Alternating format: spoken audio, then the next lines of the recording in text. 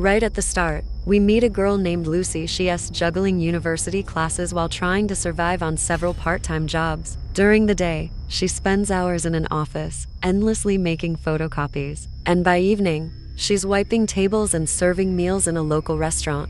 But that is not all. She is also a test subject in a research lab where they insert a tube into her nose and run bizarre experiments on her body. Behind all this, Lucy is drowning in expenses. She is staying at her sister's boyfriend's house but still has to pay rent. And to make things worse, she's responsible for paying her full university fees on her own. These financial burdens force her to take on job after job just to scrape by. No matter how hard she works, Lucy barely manages to cover the basics. To make some quick cash, Lucy occasionally visits bars and connects with rich men who slip her money for her company. One day, she drops by the apartment of a friend. He lives all alone and drowns himself in alcohol. He's given up on life and refuses to take any responsibility. Lucy checks in on him now and then, helping where she can. They share laughs and bittersweet conversations. Even though Lucy feels heartbroken and utterly alone, she finds comfort in talking to him. Her friend has feelings for her and dreams of marrying her,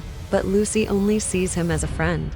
The next day, as Lucy walks home from work, something catches her eye: a job ad in the newspaper. Desperate for cash, she immediately dials the number. She's quickly invited to an interview. The following day, Lucy arrives at the listed address and meets a woman named Clara. Clara lowers her voice and tells Lucy the job is extremely private. She explains that Lucy will wear a night dress and serve drinks at exclusive parties thrown by wealthy, older men. Clara promises nothing bad will happen to her and the pay will be excellent. She even tells Lucy, "You can decide after seeing it for yourself." Tempted by the money and thinking it sounds simple enough, Lucy agrees. To protect her identity, Clara assigns her a new name. Then, Clara and her assistant begin inspecting Lucy's body and ask, "Do you have any illnesses?" Lucy replies, "No." A doctor is called in to run a few medical tests and give her a facial to make her look even more attractive. That night, Clara's assistant arrives to pick Lucy up and drives her to a massive mansion.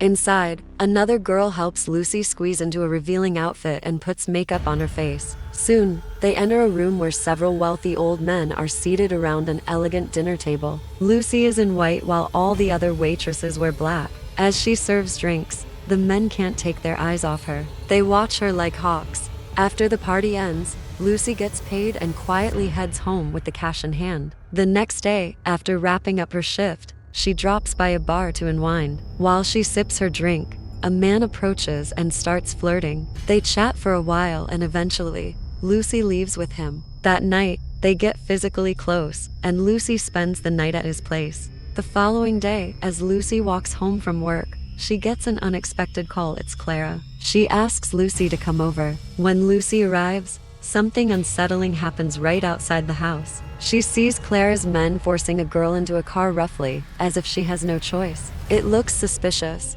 but Lucy brushes it off and walks inside anyway. Clara greets her and casually tells her to freshen up. Once Lucy returns, Clara hands her a cup of tea with a disturbing confession. In a calm voice, she says, "I've mixed a sleeping drug in your tea. You'll fall into a deep sleep. Then my client will sleep beside you. He'll touch you in your sleep, but he won't have sex with you or hurt you." Shockingly, Lucy still drinks the tea and within moments, she's unconscious. Clara gently moves Lucy to a bedroom and lays her down. Then, she brings in the client. It is the same old man from the party who couldn't take his eyes off Lucy. Before leaving, Clara reminds him firmly, "No sex, no harm." She assures him it's safe and no one is watching.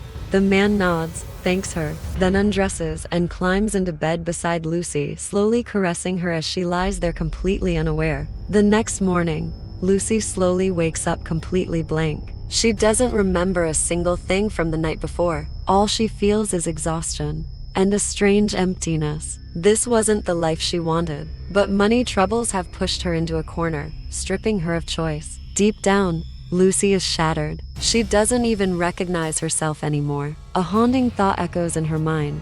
If I don't remember anything, does it even matter what happens while I'm asleep? When she gets home, reality hits even harder.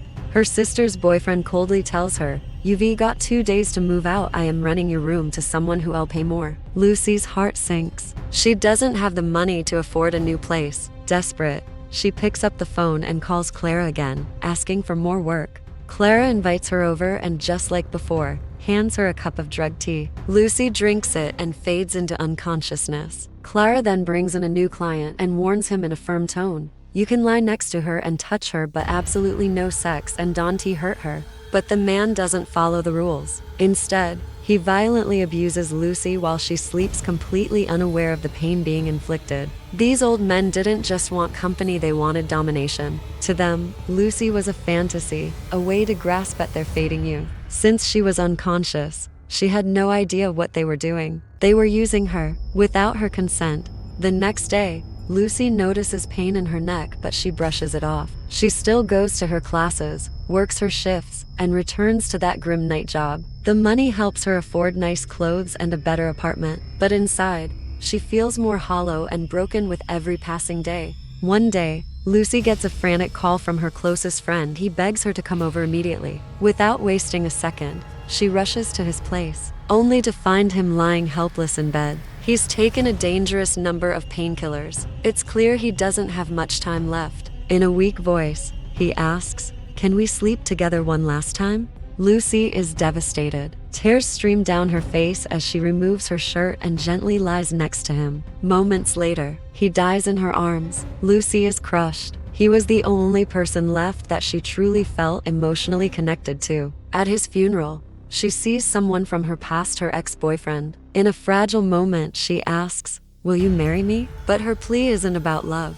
It's about loneliness. She's desperate for comfort. Her ex looks at her and refuses. Back at work, things get worse. Her boss fires her, citing poor performance. Lucy still continues the sleep job, completely in the dark about what is happening to her night after night. But now, she needs to know the truth. She buys a camera, determined to record everything that happens once she loses consciousness. The next time Clara calls, Lucy brings up the idea. "Can I set up a camera in the room to see what happens?" But Clara immediately says no. If the clients find out, they'll think we're trying to blackmail them. Even after being denied, Lucy doesn't back down. She quietly hides a secret camera in the room anyway.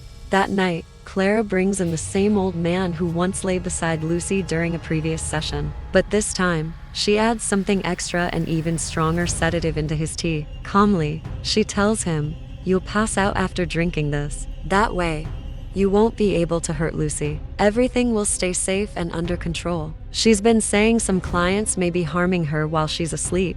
The man drinks the tea without hesitation, and Clara quietly leaves the room. He climbs into bed next to Lucy, and soon, he too falls unconscious. But the next morning, disaster strikes. When Clara enters the room and tries to wake him, he doesn't move. She checks his pulse and freezes. He's dead. Panic floods over her. Clara realizes she's accidentally given him too much of the drug.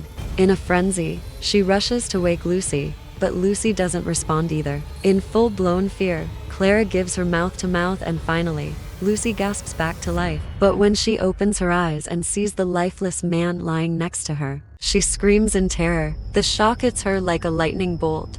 This story pulls back the curtain on a cruel reality: how financial pressure and society's expectations can trap a woman in situations where she loses control over her own body. Lucy's silence and her unconscious suffering show just how easily women can be treated like objects in a world that refuses to listen. And just like that, the story ends.